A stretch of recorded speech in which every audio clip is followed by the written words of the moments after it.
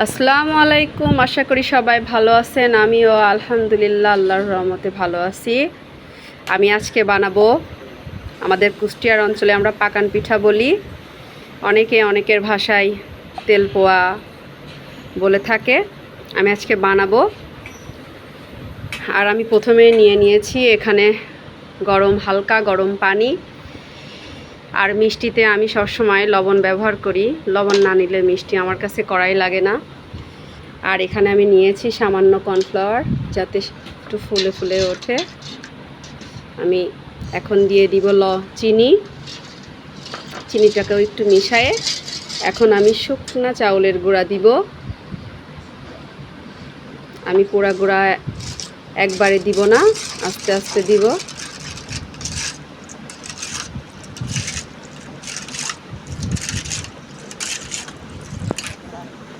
আমি আবার 1 কাপ শুকনা চাউলের গুঁড়া দিয়ে দিব।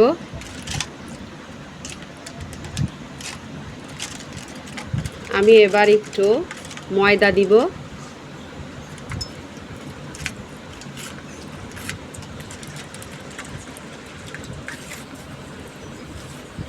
একটু গমের ময়দা দিলে পিঠাটা স্যাঁড়ভাবে হয়ে যায় না, নষ্ট হয় না, খুব সুন্দরভাবে ফুলে ওঠে। দেখেন আমার পাকান পিঠার ব্যাটার তৈরি হয়ে গিয়েছে। আমি একটা কড়াইতে তেল দিব আর দিয়ে দিব পিঠা।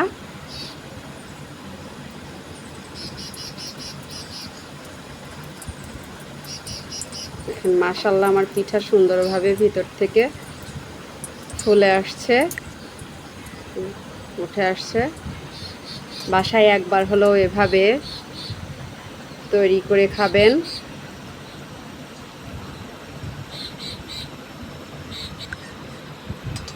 আমি প্রত্যেকটা পিঠা এভাবেই ভেজে নিব। আমি তো ভাজতেছিলাম আর দেখতেছি আমার ঝাঁকা ফাঁকা, পরে দেখি আমার বাবু পিঠা চুপচুপ করে খেয়ে নিচ্ছে। আমার বাবুর খুব পছন্দ হয়েছে, তাই না বাবু? হ্যাঁ, ইয়েস। প্রিয় দর্শক, আপনারা কেমন আছেন? আশা করি অনেক ভালো আছেন। দেখেন আমার পাকান পিঠা। তোমাকে কিছু ভালো লাগবে না বাবা।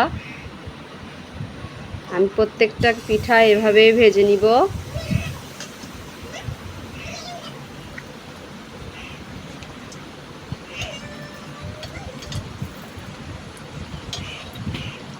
আমার ছেলেও আমার মতন ট্রাই করে, মা কিভাবে বলে।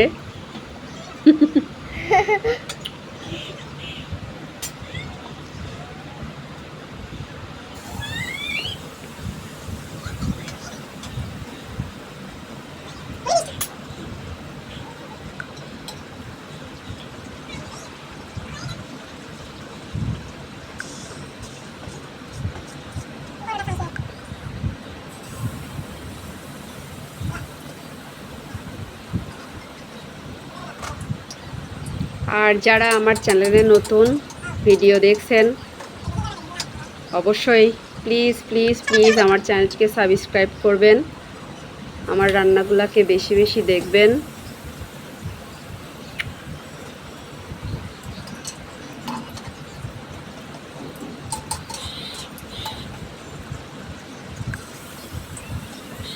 আপনাদের এক একটি সাবস্ক্রাইব আমার কাছে অনেক মূল্যবান।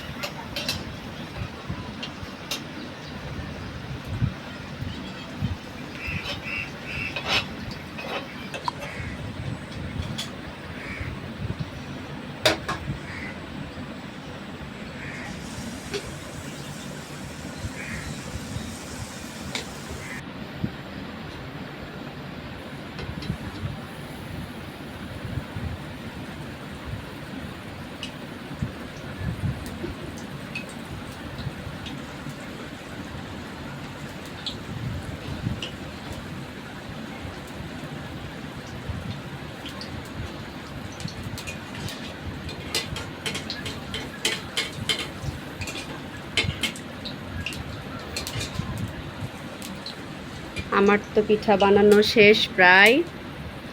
কার কেমন লাগলো অবশ্যই আমার কমেন্ট বক্সে জানাবেন। আর আশা করি আপনারাও এভাবে বাসায় বানিয়ে খাবেন। খুবই সহজে অল্প উপকরণেই ফুলকো পাকান পিঠা খুব সহজেই তৈরি করে ফেলবেন বাসায়।